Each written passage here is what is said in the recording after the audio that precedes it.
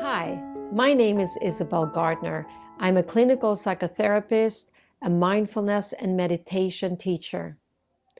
Today, I'm going to be teaching you about how to manage catastrophizing, anxiety, and panic attacks. Catastrophizing is a psychological term, and what it describes is when people engage in catastrophic scenarios with their imagination. They start thinking that the worst case scenario is going to happen. Maybe even end of the world scenarios, or I'm never gonna, never. That kind of word is always involved in catastrophizing. Something awful is going to happen. And usually it starts with something smaller, right? Maybe something real. Something is happening in your life. Now, for example, we're dealing with the coronavirus. And it's a pretty big deal. A lot of things are going on in the world, and that can be scary. And the worst part of it is that we don't really know what's happening. We have a lack of information. We don't know what's going to happen next. And we feel like we're out of place. Our normal, predictable life is no longer the way it's used to be. And I don't know what's going to happen tomorrow or maybe in a week. And when we don't know, we feel like we lose control. And when we lose control, we start to use our imagination instead. We start to imagine things, imagine that, and unfortunately, we often imagine a lot worse scenarios than what most likely is going to happen. And what these obsessive, often intrusive, obsessive thoughts might go into a loop in our mind and we can't really get out. It feels like we're hijacked. Our mind and our imagination is hijacking us. And it's almost like a false news channel, right? That is constantly broadcasting from our minds. And this is really hard. And what happens next when we start to do this catastrophizing, we start to trigger our sympathetic nervous system.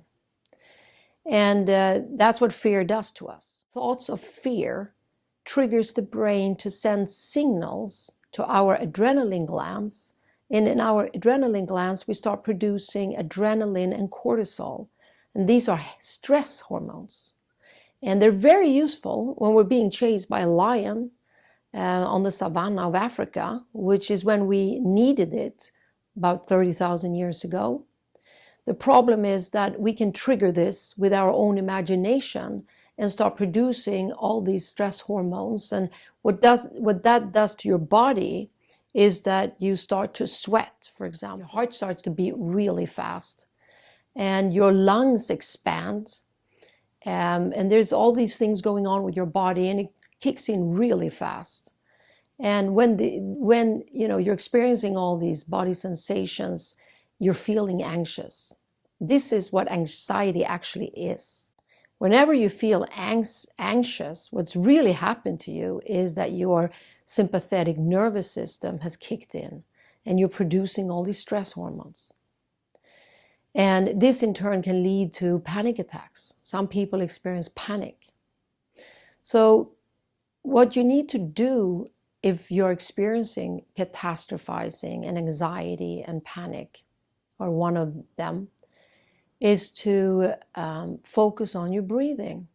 It's quite amazing, but it's really not that hard to stop catastrophizing.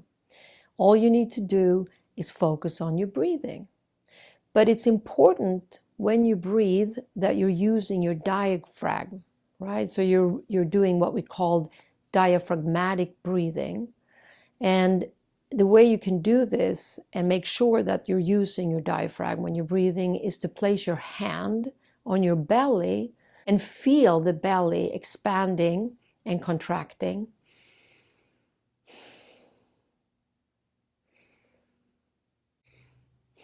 And make sure you're using your belly when you're breathing and not your chest.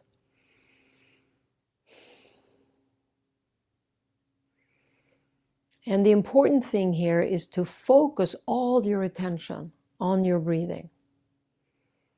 And the way you do that is by focusing on the air going through your nostrils, maybe feeling the sensation of the air going through your nostrils, and following the air as it goes down your throat into your lungs. And you feel the expansion of the lungs, and then you feel your belly expanding and contracting. And just focus, and if you need to, you might want to focus on a spot that can help you as well.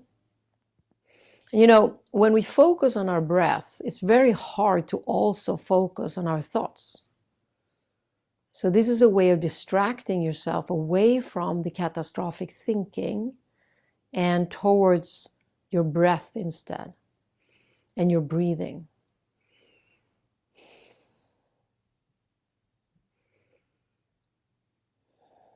You can do this 3 times, 5 times, 10 times, as many times as you need in order to get the effect that you want.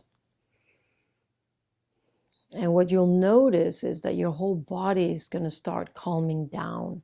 What's happening here is that your parasympathetic nervous system is kicking in. So your heart rate is slowing down, your lungs are contracting, they're not expanding, they're contracting, they're relaxing. Your sweat glands are relaxing. They stop producing sweat. And all these different things are changing in your body, and you can feel it. You're going to feel calmer. This is what's really happening to you is chemical. It's all these chemicals that are changing inside your body. And one of the great things when we calm down is that also happens is that you get your brain back, your wise brain back. Yeah, your cognitive system, which is your frontal lobe, starts to get a blood flow again. And now you can think clearly. And when you can think clearly and use your wisdom, you can look at these thoughts, these irrational thoughts, and you can check them with reality, and you can fact check them. And one of the first things that we can fact check is that we all know that we can't predict the future, right? We have no idea what's going to happen tomorrow. That's the truth, unless you're clairvoyant.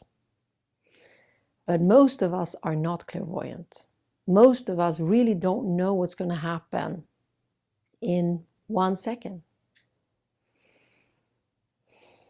So once we calm down, and now we're calm, and we can start to think clearly, we can start checking in with our mind and all our irrational thoughts, and we can check and see if they're actually real, if they make sense, if the catastrophe is really going to happen, or maybe it won't. It's probably highly likely that things are going to go back to normal pretty soon. So what you can do is throughout the day, you can practice this focusing on your breathing here and there. And the more you do this, the more you're actually practicing using your parasympathetic nervous system rather than your sympathetic nervous system, and reducing the adrenaline and the cortisol that is flowing through your body, the calmer you're going to feel. And then you're going to be able to stay right here, right now, and just be with yourself in the room, rather than trying to use your imagination to figure out the future. I hope this have helped you to better deal with what's happening in the world and how to manage your catastrophizing thoughts and the possibility of anxiety and panic.